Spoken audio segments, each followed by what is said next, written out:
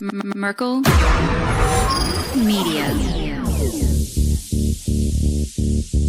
What does the goddamn line say, Tony? Please language. Then what? I'll be arrested, put in airport jail? Well, you're going completely sideways, man. And you ain't in it. How dare you? Mr. Speaker, the President of the United States. Hanson with Dave on NBC. Jack Marius Tack Theratrix. Sacramento, he, him. Steven Seagal. Sex offender guy. I'm Keith Morris. This is Muammar Gaddafi. I'm Rick James, bitch. Sorting through the lie. Hijacker's passport. Center crash site, if you can believe that. We cannot track $2.3 trillion in transactions. World domination. Learning about Cuba, having some food. Let's talk about Chinese people. Have you ever been in a Turkish prison? Swangles in Fort Lauderdale? I have sent 6 of my Libyan missiles to blow up the Sears hardware department. Nothing could be more fun than jumping off a cliff with 2 German bisexuals. Oh, you English are so superior, aren't you? Thank you, comrade. And now, macroaggressions. That's what assholes call it. With your host, Buddy, I don't know who you are, but you're about to get chlamydia. Charlie Robinson. Hey, Whitey, where's your hat? You want to drop the blame on Charlie and say it's all Charlie's fault. He was a retard. I get some goddamn diuretic.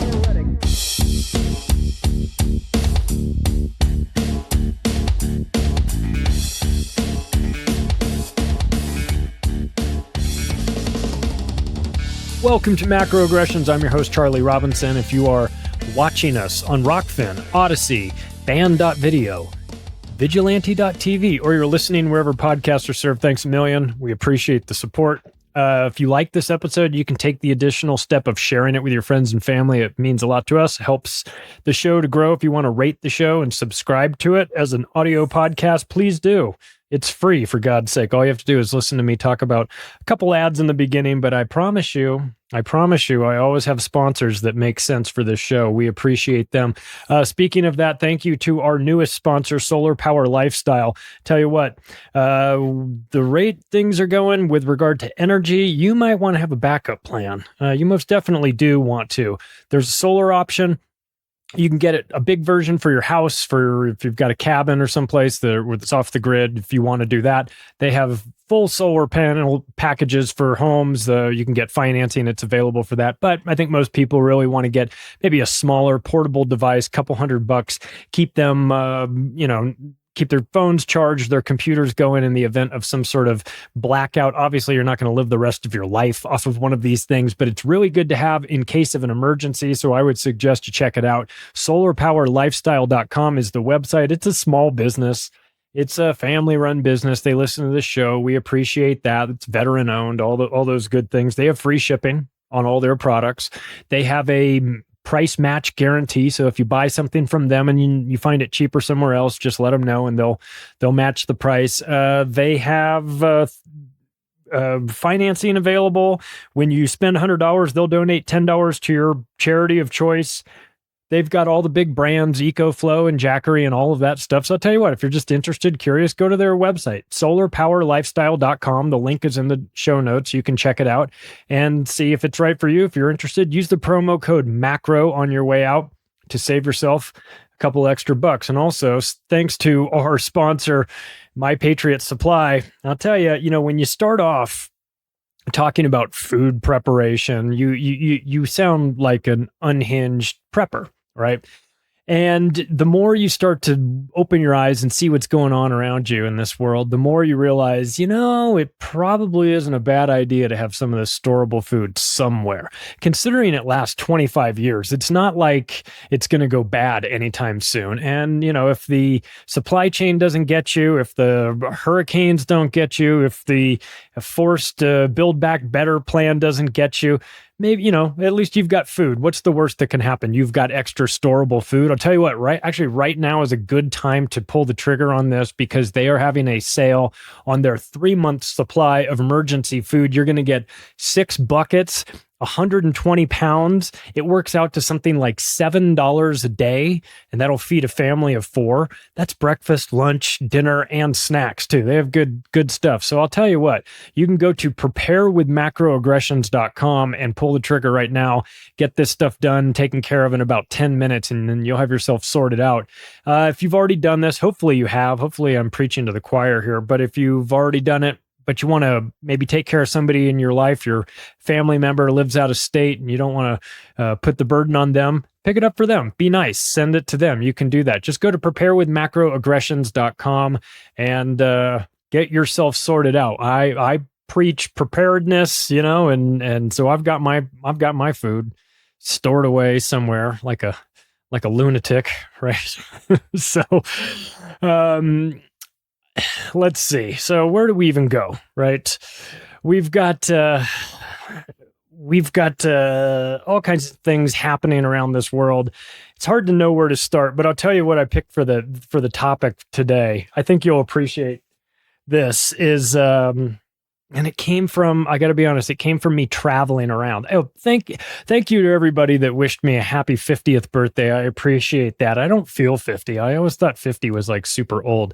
I feel great. Maybe it's because I try to take care of myself as best I can, but I feel great. Thank you all. I took a little vacation, went to Hawaii. It was nice. I love it. But when you're traveling, you get a chance to really see what's going on out there. And, I got some bad news for you. There's a lot of dum-dums out there. I know this is maybe not nice, but boy, I saw some things. I saw a guy with a mask extender. It was like an accessory that went across the top of his head, and it was like multicolored and like he'd like bedazzled it or something. And it kind of like that connected, his mask connected onto that, so his mask didn't have to go behind the back of his ears, because apparently that was a bridge too far for this guy. He wanted comfort with his disposable paper mask that isn't stopping anything. I just saw over and over again that we're really surrounded by morons. I'm sorry. I hate to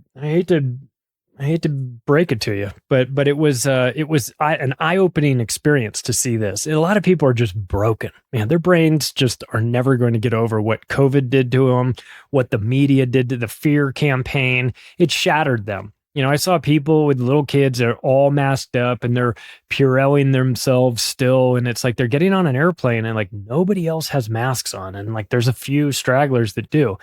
And I judge them, as you should. I judge them. I judge them right away and just go, all right, this person is not going to want to sit anywhere near me. I don't want to sit next to them. I don't want any of their hypochondria rubbing off on me. And so I wanted to sort of talk about that, like not so much what I saw, but on this trip specifically, but just in general. It's a dumbing down of society. Really, it is. It's hard to deny. It's undeniable. And you turn on your television or you go online and you read these stories, or if you're on social media, it's like 24/7 pumping you with examples of this. And it's not your imagination. People are getting dumber these days. I went ahead and looked at it, like the science behind it. And we're going to get to that towards the tail end of the show. What's actually happening with IQ rates. It's not your imagination. You're not imagining this. It's a measurable thing. And we have IQ rates dropping all around the globe. And at the rate we're going, I mean, listen, you're going to need every IQ point you can get. You're not really, we don't need to be giving away IQ points, unfortunately. Well, we seem to be losing them rapidly. And, in COVID, what COVID did too, the restrictions and the masking of children, really young kids, and that interpersonal communication that they were missing, and their ability to read facial features and all the nonverbal communication cues. A lot of that was decimated by the mask wearing. Then, of course, you add the hypochondria onto that, and you got a lot of people that are just kind of scrambled. They're brains are producing cortisol, which is putting them in like a fight or flight sort of mode, which is really damaging to the brain, especially long term.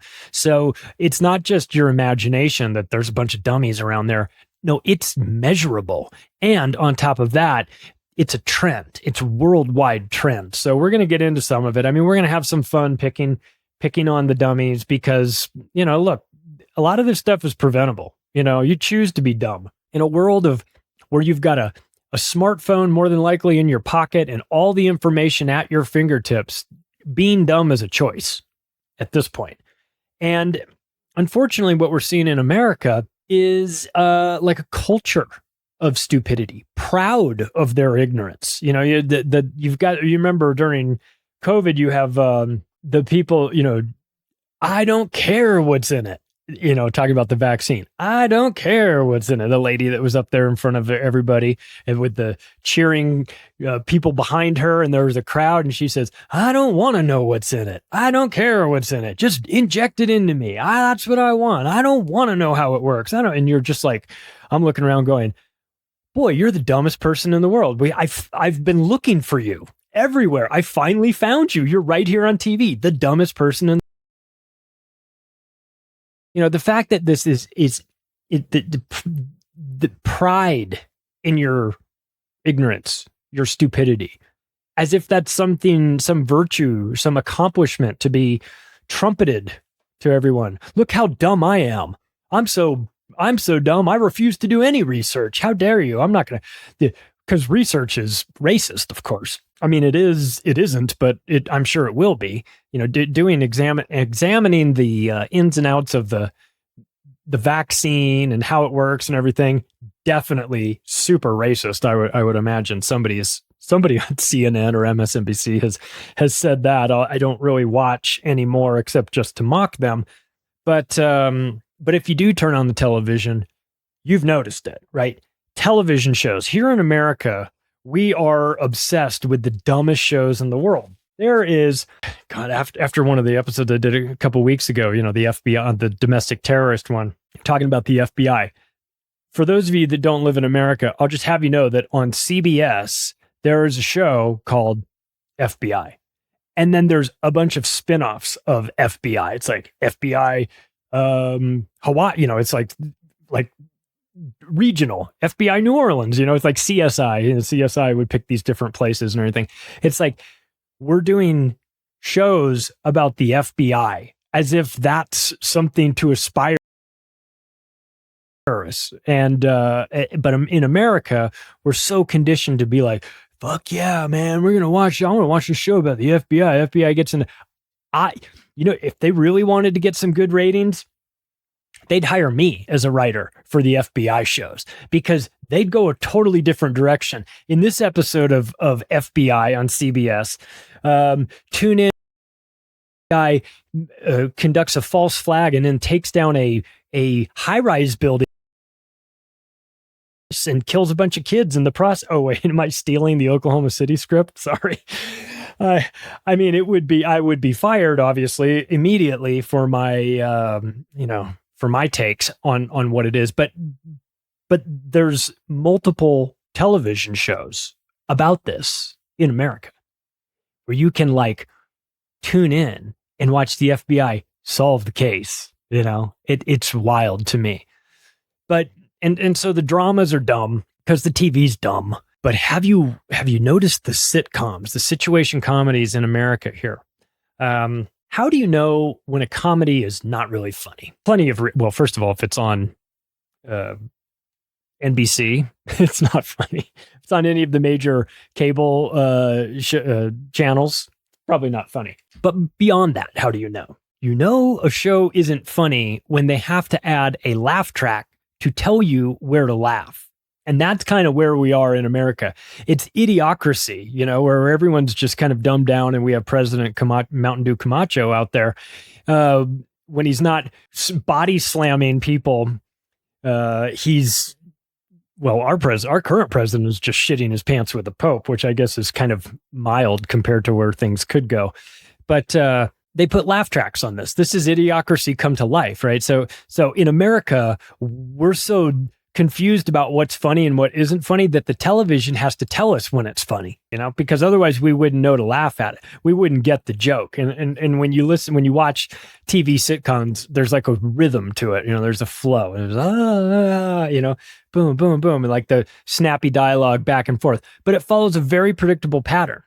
There's not much creativity to it. It's this guy says this, and then this guy says that, and then the snappy comeback and the snappy comeback. And then one last zinger at the end. Ha, ha, ha. And then they pipe in the laugh track and then they go to commercial. And it's like, if your show is supposed to be a comedy, but you have to tell people where the funny parts are, I got news for you. It's not a comedy. Okay.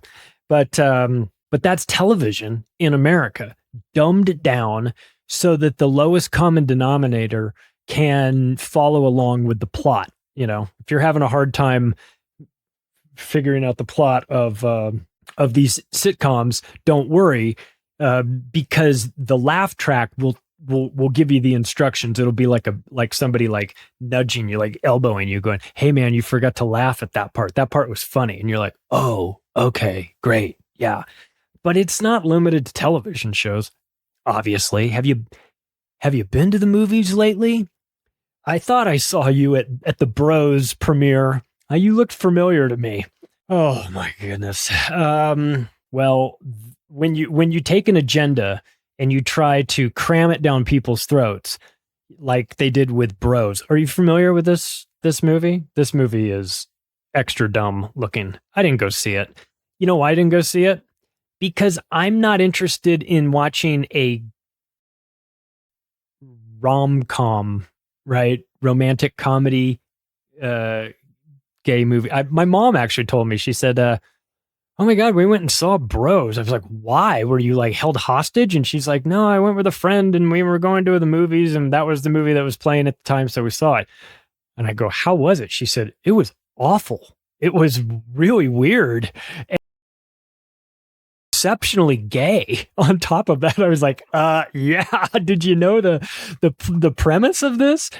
But of course, in typical Hollywood fashion, right? They cram that down your throat because they're convinced, living in the LA and New York bubbles, that everybody wants this. Nobody wants this. Nobody's asking for this.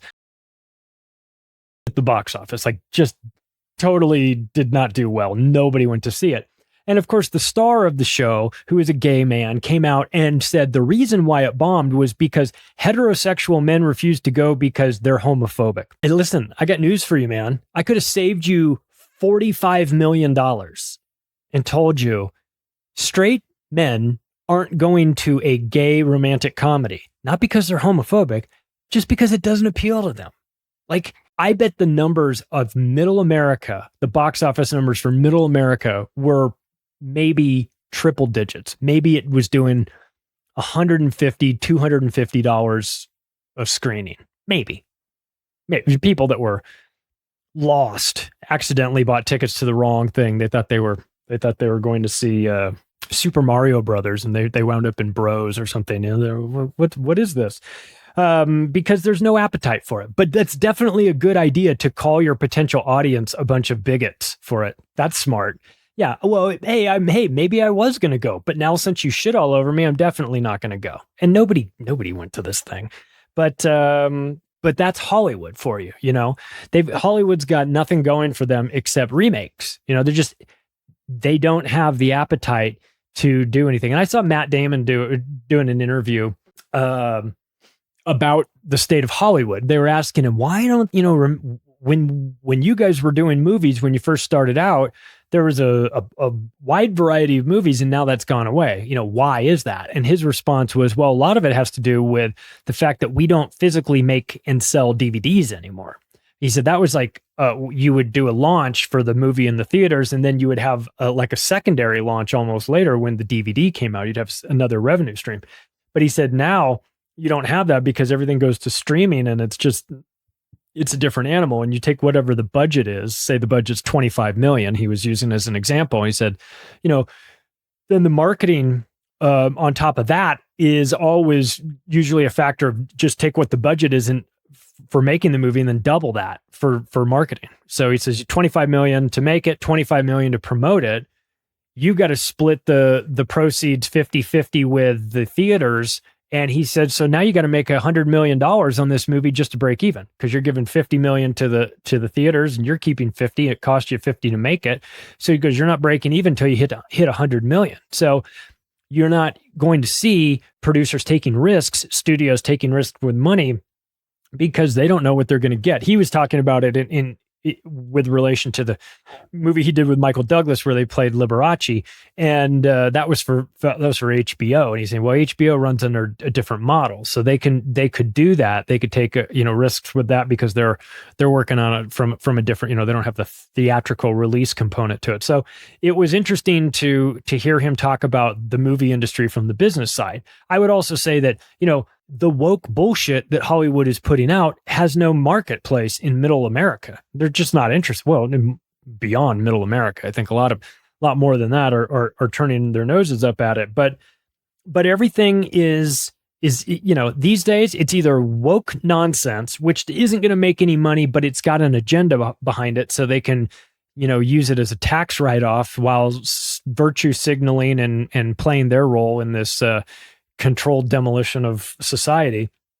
So you've got woke garbage, and then you've got Marvel movies, superhero movies. That's all you got. Those are your choices. I'm not into that. I'm not into Marvel movies or superhero movies. I've never watched a Marvel movie. It just doesn't appeal to me. I'm not that demographic anymore.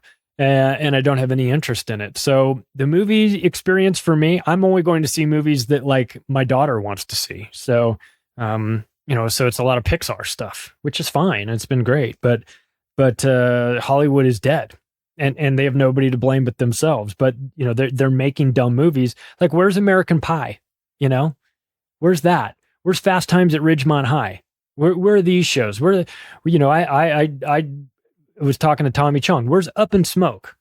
I was talking to him about how they made that movie and what their budget was and what they were allowed to get away with and how they wrote that script and how they filmed it on the fly. It was crazy, just to hear him explain like how different it was. But these days, who's going to the movies? It's been so, the culture's been destroyed. It's been dumbed down. That's what it is. And it's fitting. And it's hard to know what came first, the chicken or the egg. What came first, the dumb people or the dumb movies? Did the movies make people dumb, or are they making dumb movies because their audience is losing their IQ points rapidly? But it's more than that too. It's not just the movie making component of Hollywood. Let's not forget about the music business, the music side of Hollywood. I mean, what do we have now?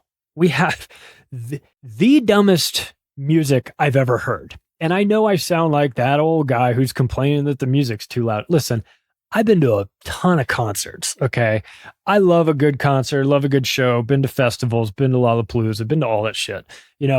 I'm not against the music industry. I just need to have a little bit more than every song going tick, tick, tick, tick, tick, tick, tick, tick, tick. That fucking fake beat that they've got. Oh, it makes me insane. And my wife and daughter always laugh at me whenever I'm in the car and they have that on. They look at me and they go, you hate this, don't you? I go, yes, I hate it. It's play the drums or do something, but you've got this same, and every fucking song has the same little tick, tick, tick, tick, tick, tick, tick, tick, tick, tick, tick. I just go, this is it. There's no creativity here at all. It's like music for stupid people. That's what they're making. Cardi B, Megan Thee Stallion, Lil Baby, Da Baby. We don't have any other. Have we run out of names? Oh, what did I see that was so funny? Young Gravy. Dude's his rap name was Young Gravy. I was like, okay, I'm out. I'm done. I'm officially too old for this bullshit. Okay. Take this dumb music and get the fuck out of here with it. All right. Bring back bands that actually know how to play instruments. Bring back people that can sing, that aren't all auto-tuned out. Bring back somebody that's not Lil Baby or Da Baby or Mr. Baby or whatever. It's fucking embarrassing, really. Mumble rappers, TikTok stars. I mean, it's like, I feel like I'm on drugs half the time when I'm like going out into the world, and everybody is it's just all been poisoned, it seems. God, I fully recognize I sound like the guy, get off my lawn guy out there. But am I wrong? I mean, seriously, am I wrong? Can we not come up with better rap names than Lil Baby and Da Baby? Everybody's Lil this, Lil Yachty. Lil Yachty. The first time I heard that, I was like, this has to be a joke. This is the funniest name I've ever heard. But clearly the joke is on me. Right. Clearly the joke is on me because these dudes are rolling around and yes, they've sold their soul to the devil. We understand that. Lil Nas X is going straight to, if there is a hell, he's going straight to hell. But with diamonds on the soles of his shoes, probably, to quote the great Paul Simon, because these guys are making a ton of money. So there's really probably no incentive for them to change it all up. It just seems like music made for the lowest common denominator, if you, and how can you argue with that when there is a subculture called mumble rap where you don't even have to make actual words. You could be high as giraffe balls on Xanax and put out a mumble rap song and have it go to number one and you make $5 million from it. Now who's the dummy? Me, clearly, for not getting in on that bullshit. Social media, no better.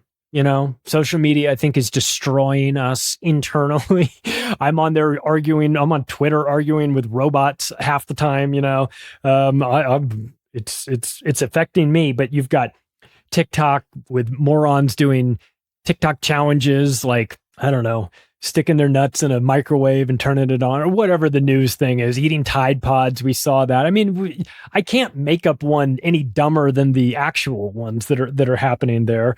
But that's social media, and TikTok is I think TikTok is really doing, I mean, they're very successful in getting people to watch their videos, while the app steals all the information off of your phone and sends it back to China.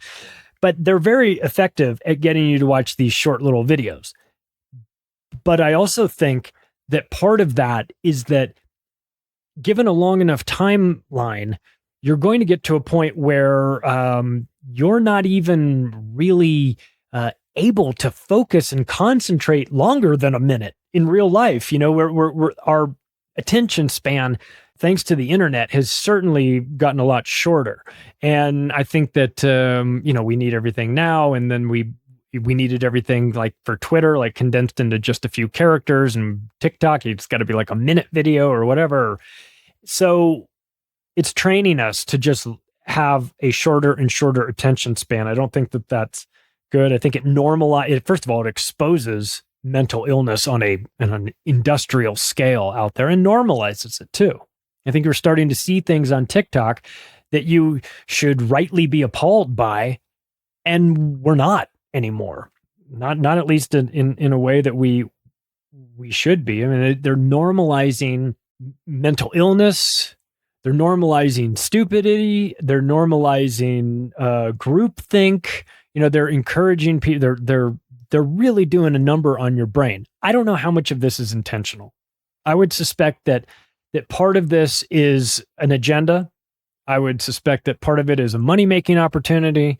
And, and part of it is we're just going to see what works. We're going to see what the kids like. So everything is so, you've got such a accelerated life cycle of these companies that they don't get a whole long, you don't get a whole lot of runway to get your company off the ground. I mean, you better hurry up and get it going fast and get people hooked up.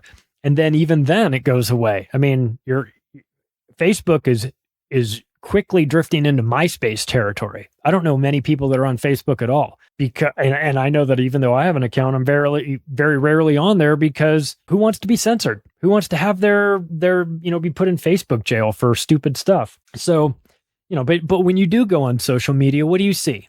You see all kinds of videos. You see all kinds of crazy things. Have you seen the man on the street interview videos? So sort of the Mark Dice style. Is not the only one doing it. There's others where they're interviewing people. They're asking them like relatively easy questions, like, how many dimes are in a dollar? And these girls, they're answering, they don't know anything.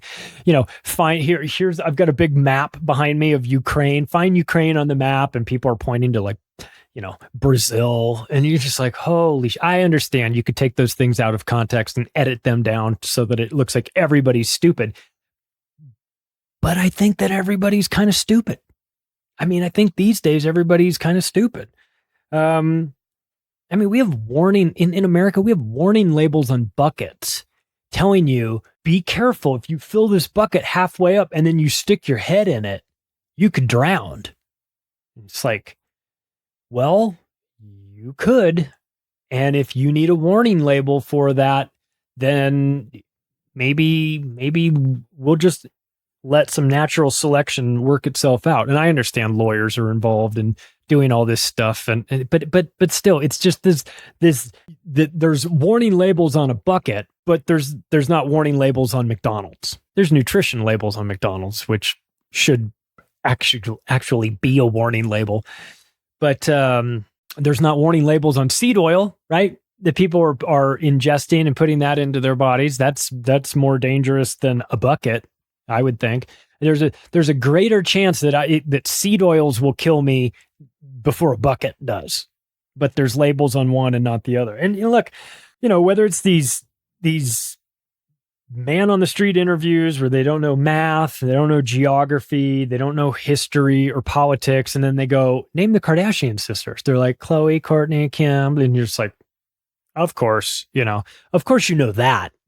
Of course you know something that is completely useless. And look, speaking of the Kardashians, let's acknowledge their role in this whole thing.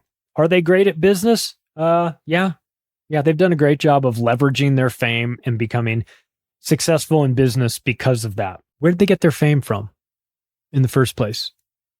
Where did they get the fame? Oh, from Kim Kardashian putting out a sex tape. That's how she got famous. And then getting a bunch of plastic surgery, and then everyone in her family getting plastic surgery, and then the mom pimping them out. America, fuck yeah. I mean, that's just what goes through my head when I see this. Like, on the one hand, as an entrepreneur, you have to respect their ingenuity, right? They've made multiple members of their family rich by leveraging television, the insecurities of young girls that look up to them and want to buy their makeup and everything. They've normalized mental illness by showing crazy shit going on in their lives, and that's somehow normal. They're photoshopping and airbrushing all their pictures and putting filters on it because what you see isn't even real. It's kind of an encapsulation of America, really, if you think about it. It's like nothing's real. That's not real. I sound like Tim Dillon. We have just in society, when you go out, maybe you want to go to, I don't know, maybe you've been out drinking with your buddies all night and you want to go to Taco Bell, 2:00 in the morning. You better have your camera out ready to go, because you may capture some sort of Taco Bell gladiator wars going on, because it seems like every day I'm seeing a new video of people fighting at fast food restaurants, or deciding that the cook isn't moving fast enough, so they're going to get up on the counter and throw the cash register at them, or they're going to start throwing chairs and swinging and not, all this stuff. Like animals, straight savages out there operating at hitting up fast food restaurants. And of course, you guys know my favorite podcast, OBDM, Our Big Dumb Mouth, always has a segment on fast food fights and things like that. And Mike and Joe and Cretchen, they are making a strong push, a case even. This might even be peer-reviewed scientific studies in the future on this theory that they are proposing, that the Chuck E. Cheese restaurants, the pizza restaurants where the animatronic animals dance and they sell you really terrible pizza, there's always fights there. There's always fights in the ball pit. There's always fights going on at Chuck E. Cheese. These guys, the OBDM guys, are convinced that Chuck E. Cheeses are being built on ley lines in order to harness the energy of the planet and focus that into some sort of I don't know, some sort of interdimensional energy field that is causing people to act like savages at these restaurants. Of course, they're joking, but are they? I mean, it's, a case can be made. We definitely are seeing more and more illness out there being sort of portrayed as virtue, as an example. The Extinction Rebellion people, those assholes that glue themselves to the Van Goghs. We've talked about them before. Throw, paint on the pictures, or throw whatever they're throwing, or the dipshits that are opening all the milk jugs and pouring them out all over the ground in the supermarkets because they're fighting against milk. I guess, I don't know. Oh, maybe they're fighting against cows. Cow farts, environment. I don't even know. They're not even making a very good case about what they're mad about. So, like activism 101, make sure that when you're doing your little things, that people know what you're mad about and what you want, like what your position is. Because I'm still a little confused as to why they're dumping out the milk, and I don't know why they're gluing themselves to Van Goghs and things like that. I do understand why they're cementing themselves to the freeways. I do understand that because they're mad about pollution. I think. I'm not even really sure. But again, this is like industrial stupidity that's infecting these, but mostly young people too. I think young people are very impressionable. They want to be on the right side of humanity. They don't want to think that they don't want it to be perceived that they're hurting the planet. So they're going to stand up for the planet. I get it. I live on the planet too. And I mean, for now, the first chance I get to get the fuck off this planet, I will. But I currently live here. So while I'm still here, I want what's best for this planet as well. But gluing yourself to a Van Gogh, that's a good way to get like an air horn upside the ear. That's my semi-nonviolent solution to this, is when the people have glued themselves to someplace and they can't get away. Well, then you just go put earplugs in your ears, get yourself a can of the air horns, and just put it right up to their ears, and just give it to them for good 6 or 7 minutes, and then the rest of their lives will be like a silent movie, which would be really fun for them. But of course, you get what you get when you decide that you're going to glue yourself to things or handcuff yourself to buildings or do all this stuff. You're now immobile. So there's a lot of ways we can go with this. And I am open to all of them, including glue yourself to the museum. Oh, we're going to close the museum.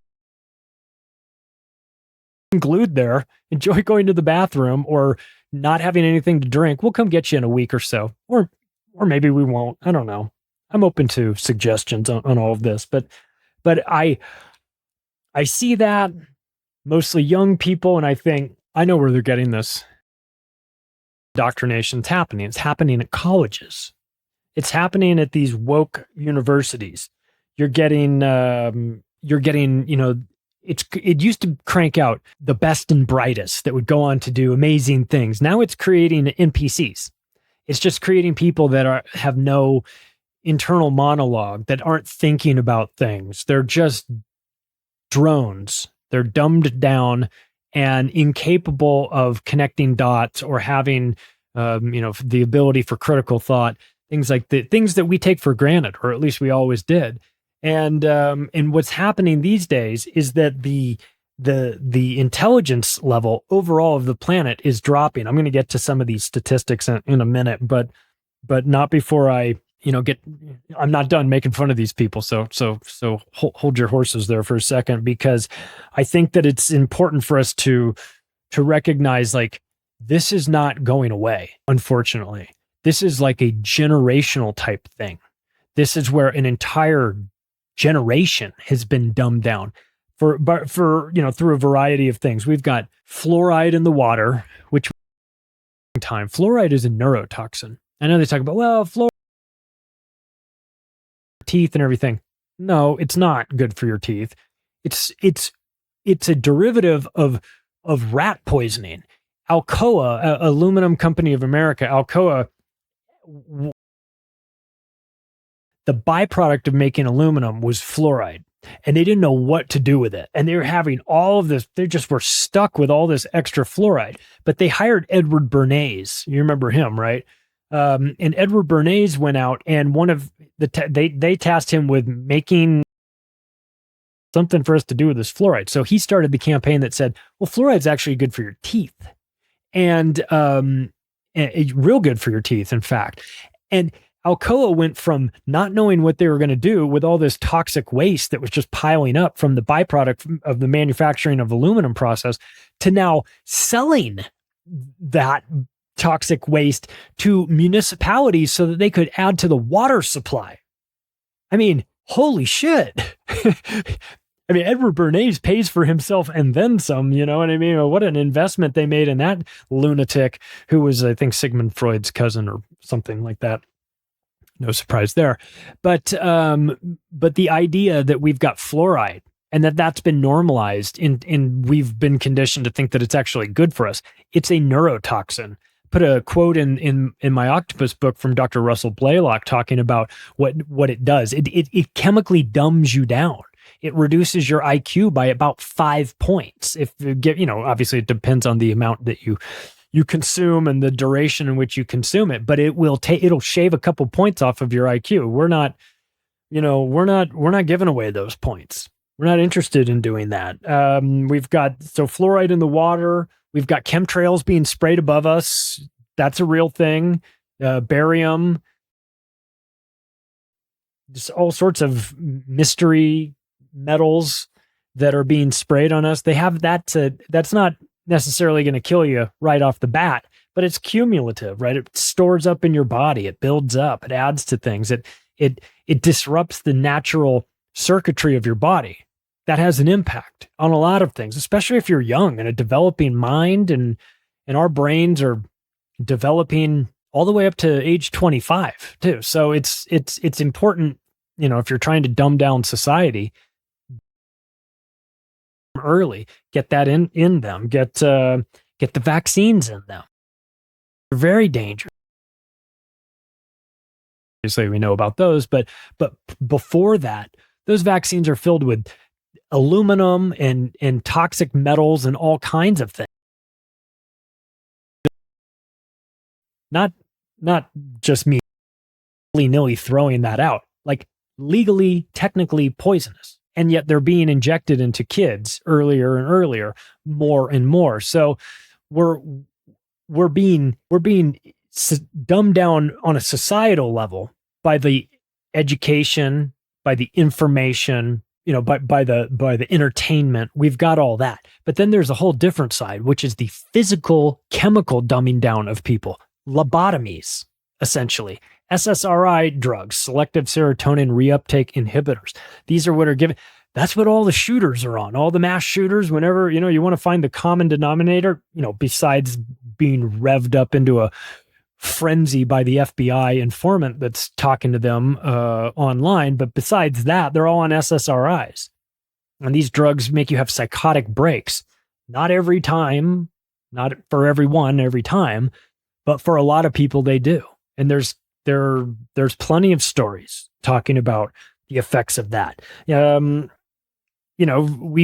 ask you this. They tried to roll out a program, or they did roll out a program to convince you to take a vaccine. And the carrot that they dangled out in front of you to get you to take the vaccine was a free donut every day for the rest of the year. Now I ask you, how dumb do you have to be to take that offer? And yet that was the offer. And do you know why that was the offer?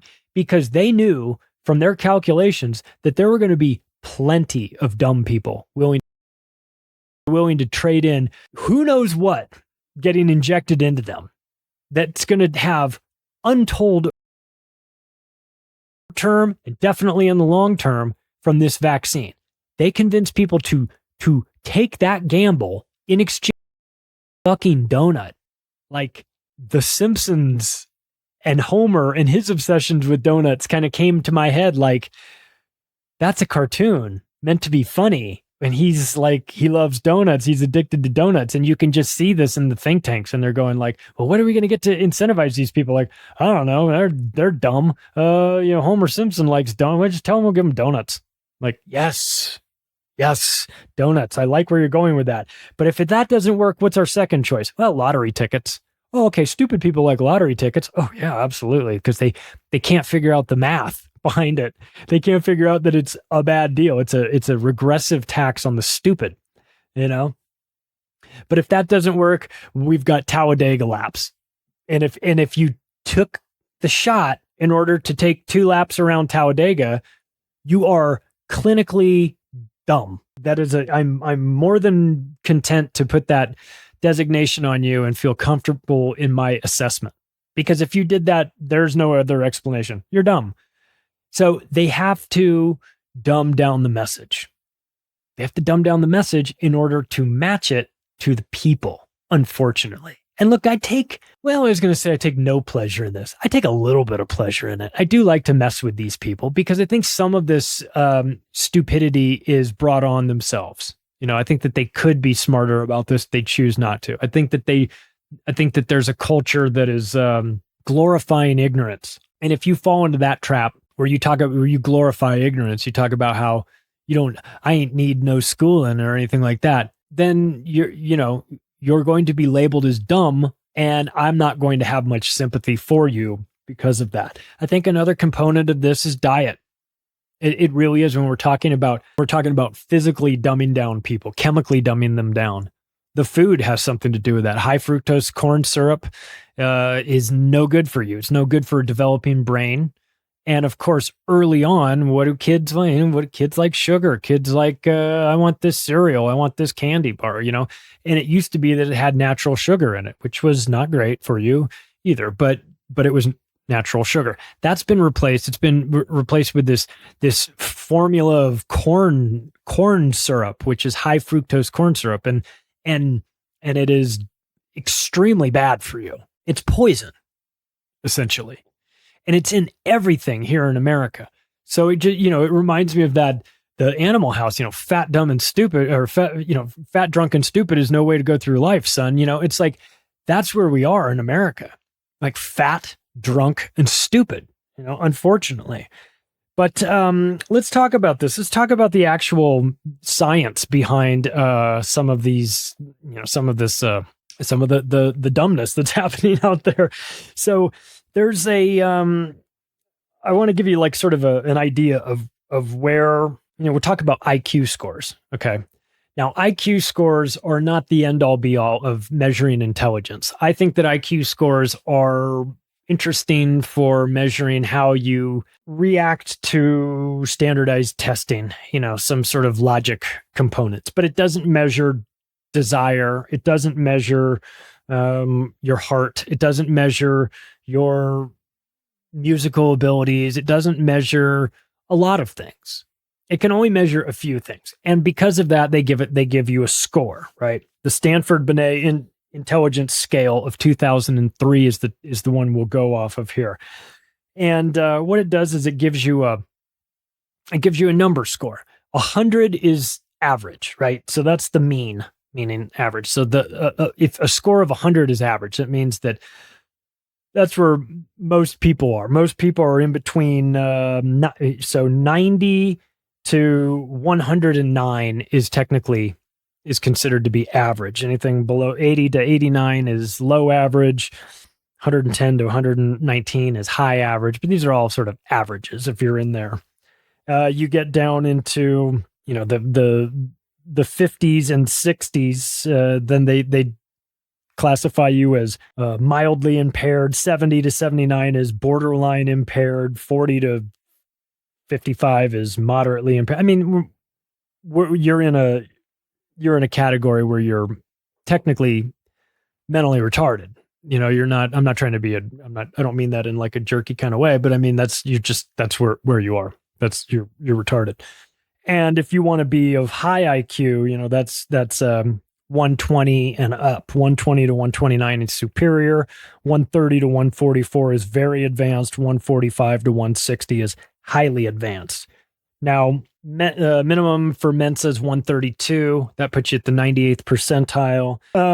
Global intelligence rate. So this is what I wanted to talk about, because there's a study done by the U.S. Census Bureau International, their database back in 2003, using this same Stanford Binet intelligence scale, said, we're looking at IQ rates from 1950, 1975, 2000, 2025, and 2050. So we're going in 25-year blocks of this. And they measured it over 185 different countries. And I fully recognize that some people say, well, those tests are culturally biased. Kind of. Yeah, some of them are, some of them aren't. I mean, some of it has to do with logic, and some of it has to do with math. And if you're in a country where you don't have running water and you don't have access to consistent education, your math skills will be bad. You'll score lower on the test, all that stuff. But I want to read off some numbers and just to give you an idea. When I say that, that's the dumbing down, smartphones for dumb people, this isn't just me being silly about it. It's measurable. And the U.S. Census Bureau measured it, and they showed we're going down. And it's we might not be able to turn this thing around. So let's talk about where they first started was 1950. So let's go back to 1950. So we're just out of World War II, right? America is now taking off in a leadership role around the world. Education is a big thing. We've got we've got schools operating everywhere. We're not in a war. People are getting back to school. We start to get in there and get ourselves ready for a real push, a transformative push where we're going not just from high school, but now we're actually going into colleges as well. Where there's colleges obviously existed before that, but now it's a real push. Now it's like, okay, it's starting to get to this point where if you want to make something with your lives, you're going to need to go to college. This is where it's first starting in 1950. So they looked globally. And at that time in 1950, there were 2.5 billion people on the planet, right? The average IQ, the mean IQ in the world was 91.64. Okay. According to the scale, 100 is like average. But this is saying that, well, we're taking a look at the whole world, 185 countries, and we're right at 91.64 as the IQ. Okay. 25 years later, we're now at a little over 4 billion people. That IQ starts to slip a little bit, starts to go down. Now it's 90.80. Okay. So from 91.64 to 90.80. So we're down almost a full point, but it gets worse. And this is where we're going. Now jump to the year 2000, millennium, right? We're now hovering a little bit over 6 billion people. Where's that? It's now gone from 90.80 dropping down to 89.20. So we're losing. Now we've lost 1.5 points in the next 25 years. That was the year 2000. We're now down to 89.20. Now they're projecting where we'll be in 3 years, 2025, when we're at 8 billion people. The projections have us going from 89.20 IQ down to 87.81. So again, now we're dropping another 1.5 points. And by the way, that's a big difference. Every IQ point matters. And to have this large of a drop is concerning. They've extrapolated out. They've taken a look at where 2050 will be. And they say that we'll be at about 9 billion people. Well, not if Klaus Schwab and Henry Kissinger have their say in things, but that's where they say. So we will have gone from, in the year 2025, hovering around 87.81. Now we're dropping down to 86.32. So again, another 1.5 points drop in IQ. This is alarming because now we are in the low average point. We have gone from average that we've dropped now an entire category into low average. We're just barely described as, which means you're kind of half fucked up. We're just a little bit above half fucked up, or that's where we'll be in 2050. So why? Why is this? Well, could be a lot of things. Could be massive development in the third world, which is driving these scores down. A disproportionate number of people with lower IQs are then pulling the entire average down, which is possible. Could be that smart people. I mean, if you saw Idiocracy, and again, it wasn't meant to be a documentary, but apparently it is. Right when it started off in the movie, there's like the white trash couple that's having like kids after kids after kids, and then there's the yuppie couple that are like, well, we're gonna wait until we do a little bit better. We're gonna wait until we, I get this thing, and they just keep waiting, and they never have kids, right? So like the smarter people were waiting and never have kids, and then like the Mullet family was out there, they had like 12 kids, so, and of course we know what Henry Kissinger would think about all that. So it just kind of showed that like sometimes like people of higher IQ have a much lower birth rate. And I know this starts to get you into that eugenics category where people start talking about IQs and birth rates and things like that, and it gets into a dangerous thing. But I want to read this. This is from the World Population Review, and it was talking about the top 10 countries with the highest average IQs. And I'm going to read them off, and then I don't know. You tell me what you think. So remember, 100 is the average, right? And we'll start with number one. Number one is Japan. I don't think there's much of a surprise. We always seem to hold Japan out as being a very intelligent country, society. We tend to make assumptions that Japanese people are good at math or engineering or school or all those things, and maybe there's some truth to that, because they show up at number one on this list at 106.49. Second on this list is Taiwan, just a little bit below, 106.47. Okay. Third on the list is Singapore, 105.89. Fourth is Hong Kong, 105.36. Fifth is China, 104.10. Sixth is South Korea, 102.35. Are you noticing a pattern here? Is there anything that's jumping out at you? Anything at all? Anything at all about Japan, Taiwan, Singapore, Hong Kong, China, and South Korea? Yeah. My white brothers and sisters finally get on the scoreboard in seventh place in Belarus at 101.60, then followed by Finland. After that, Liechtenstein, which I think has about 75 people living there. And tied for 10th is Netherlands and Germany at 100.74. The United States is number 29 on the list. We're slipping. I don't know where we were. I don't know what our score was 30 years ago, but we're number 29 now. I think we were relatively high, at least education wise, we were super high, but those days are gone. Do you know who is beating us?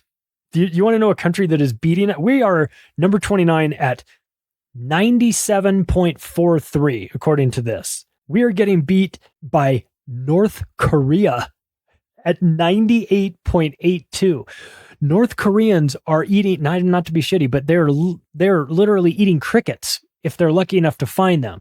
And they are scoring a full 1.5 higher than us. That's embarrassing. Last on the list is in 199th place is Nepal at 42.99. Now, I don't know the ins and outs of Nepal's education system, nutrition system, or anything like that, but I hope they. But so the group doing the study on this has kind of, I don't know. It's like I said, it kind of gives me a eugenics vibe. When you start talking about IQ, when you start talking about average IQ, you're like one step away from measuring skulls. You know what I mean? Like the Aryans were doing. So it just seems like, IQ scores are not the end all be all. It's not, I don't think it's the most accurate way to measure somebody's intelligence. It doesn't measure emotional intelligence, social intelligence, street smarts, your desire, things like that. It's really hard to quantify those things. So these tests don't do a very good job of that. And yes, some of them are culturally biased, but one of the things that came out of this, and you can make of this what you want, but Africa and Central American countries are most of the bottom 25%. So maybe that's part of the reason why we've got a migrant caravan heading from Central America up to America, right? They're looking for better opportunities, places where they can succeed, because they're living in countries that have IQs that are hovering around an average score of 60, which is mentally retarded. That are ambitious, are looking for an escape and looking to get somewhere else. So, but again, factors that play into this: nutrition, schooling, the fact that there's wherever the country of origin, lack of disease there, or maybe the presence of disease causes people to have to prioritize. I'm not really so concerned about learning algebra. Well, I'm just trying to find myself some clean drinking water. All these things have to be taken into consideration for sure. There's a lack of pollutants, like heavy concentrations of lead. That impacts your IQ. If you're drinking a lot of water with fluoride in it, that impacts your IQ. Economic factors as well as things like that. So let's not pretend that it's a level playing field here for everybody, even inside the countries that I'm talking about. Even inside America, not everybody is the same there. Not everybody has the same opportunities. But I thought that was interesting to sort of show, just in relation to where, because in America we think we're the best. We just assume we're number one in everything. But I got news for you. We're number 29. So you don't get a medal for that. In fact, you need to go back to the drawing board. You need to abolish the Department of Education, because we were number one in education before the Department of Education was created. And then once they developed that piece of garbage, then our scores started to drop and everything went to shit. So speaking of that, let's talk about in America some of the schools, because we're talking about 8th grade reading, using that as the metric for measuring things. So the 10 highest ranking states in terms of 8th grade reading proficiency: number 1, Massachusetts; number 2, New Jersey; number 3, Connecticut; number 4, Vermont; number 5, New Hampshire. What's interesting about this? These are all geographically all northeast. These are also the geographically northeast places that were all the highest vaccination rates too. And during that episode I did called "Where Did All the People Go?", where we brought out the stats and showing which states were the most heavily vaccinated. They line up perfectly with this. So my guess is that next generation, probably these won't be the highest ranking for 8th grade reading, if there's even people still around after that. Number 6 on the list in terms of the highest ranking 8th grade reading: number 6, Utah; number 7, Wisconsin; number 8, Colorado; number 9, Ohio; and number 10, Idaho. So if I'm going to tell you what the 10 highest ones are, I bet you want to know what the 10 lowest ones are. Well, let's start with number 41, Oklahoma is on the low end, real low. 42, Hawaii. 43, Nevada. I know, I live there. They can read, they know what cards look like. They can count cards, but they can't count to 100, I would say. Number 44, Louisiana. 45, Mississippi. 46, Texas. 47, West Virginia. 48, Alabama. 49, Alaska. And last on the list is New Mexico. New Mexico is a disaster when it comes to education. And so it breaks out like this. So if you're curious, so what do we get for our money? We get all this. How much money are we spending? Well, we are spending a grand total of $762 billion a year so that we can be 29th on the list of IQ and have massive problems with our government school.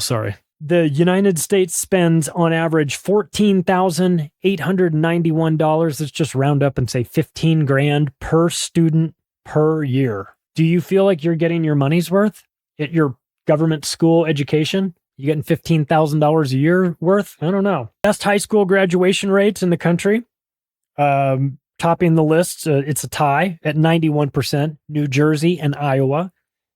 And at 90%, it's also a tie for Wisconsin, Tennessee, Texas, Alabama, Kentucky, and West Virginia.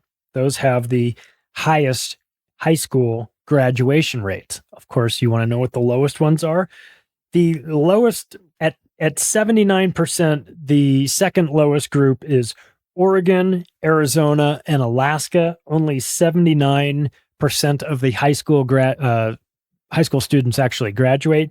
And last on the list at 74% is, again, New Mexico. New Mexico, they don't even bother. They're just like, figure it out on your own. Here's coloring books. Or don't. We don't give it. We'll wrap up with this one because I think this is a school that has region of Baltimore has been, but this one particular school, they had such a massive problem that it was so insane, the numbers that were coming out of this school, that it made like national headlines. Might have even made international headlines. I mean, I'm sure the rest of the world was just laughing at us for this, but there is a school in Baltimore called Augusta Fells Savage Institute of Visual Arts. Put that on a t-shirt, right? And there was a problem because what they were doing is they were talking to a family who'd had a 17-year-old who had gone to this school for 4 years, gone 4 years through this high school in Baltimore. And in 4 years, this kid had passed 3 classes in 4 years. In case you're not good at math, that's less than a class a year. Okay. His GPA, grade point average, was, a 4.0 means that you've got it straight A's. You've got, 4 points, it's all A's. A 3.0 is all B's. A 2.0 is C's. A 1.0 is D's. This kid's GPA was a 0.13 was his GPA. Now, I know that sounds crazy. And I know that sounds like this kid has got to be the dumbest kid in school, right? To get a 0.13 GPA. We're in Mr. Blutowski range, right? The 0.0. We're very close to that. He has, to his credit, because he did pass 3 classes, a 0.13 GPA. But that's not the craziest part of the whole thing. This kid was in a class of 120 students, and he was ranked 62 out of 120 kids. So that means that 58 other students had a lower GPA than 0.13. I mean, it is an epidemic. By the way, in this school, only 2 students in the entire school, only 2 students in the school were proficient in math and English. 2. The school principal of this school, you would think, oh, well, this guy's got to get fired. No, he not only is he not fired, you know how much money he makes? $150,948 a year for this horseshit. We got a problem. We've got a big problem here. We've got a culture that props up and puts on a pedestal dumb people as that aspirational for young kids to look up to. We have a food industry slowly poisoning people to death, but definitely reducing their IQ in the process. We have a industry that's injecting kids with, all of us really, with God knows what. It's impacting us all. It's destroying our ability to think. And again, the Dr. Russell Blaylock quote, I had him in the first book. He's talking about, they're chemically dumbed down. They're just, he just described them as down on the reservation,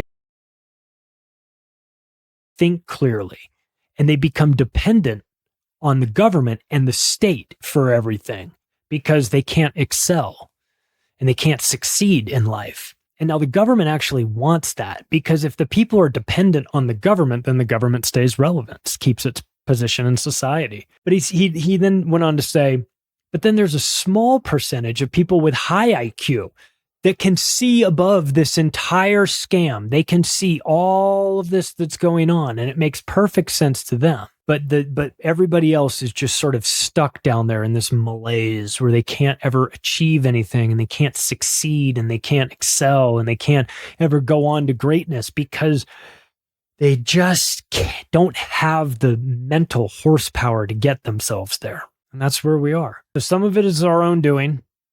Some of it is being done to us.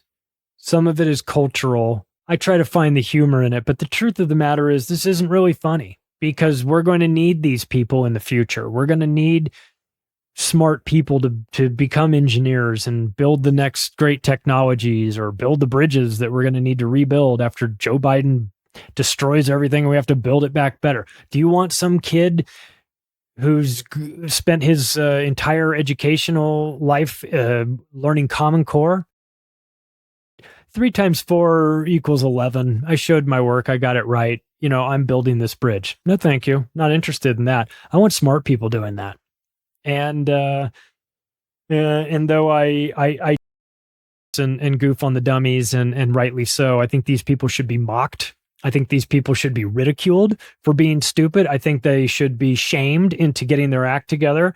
But the truth is that this is a really dangerous time for us because we're losing the intellectual horsepower battle. Things are not going the right direction, and I hope that we're able to turn it around and in a hurry.